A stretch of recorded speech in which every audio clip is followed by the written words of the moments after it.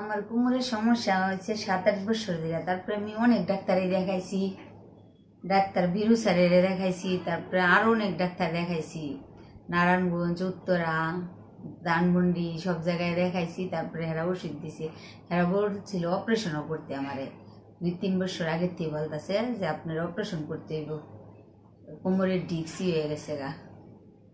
তারপরে তো আমি আর ভয় করি নাই, এই জন্য যে কাটা ছিঁড়া করে পড়লে যে অনেকে বলে যে চলাফেরা করতে পারবেন না।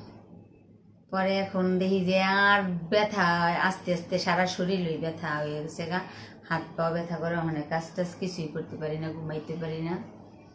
এখন যখন তারপরে একজনে বললো হেরা এই জায়গাতে কইরা গেছে, ভালো হয়েছে।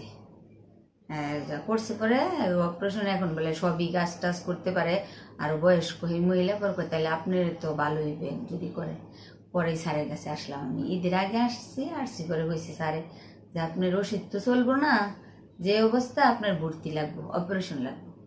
পরে স্যারের বললাম ওষুধ লেখা দেন, স্যারে ওষুধ লেখা দিল কোনো কাজ হইব না, তাহলে তো আপনার যে ওষুধ আছে এটি খাইতে পারেন যেটি দিছে।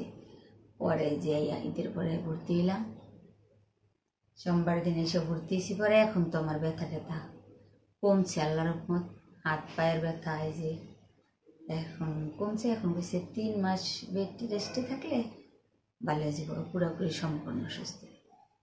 এখন অনেক ভালো হয়েছে আগের চেয়ে ব্যথা। আগে তো সারা দিন রাত ব্যথার জন্য কান্নাকাটি করতাম, ঘুমাইতে পারতাম না।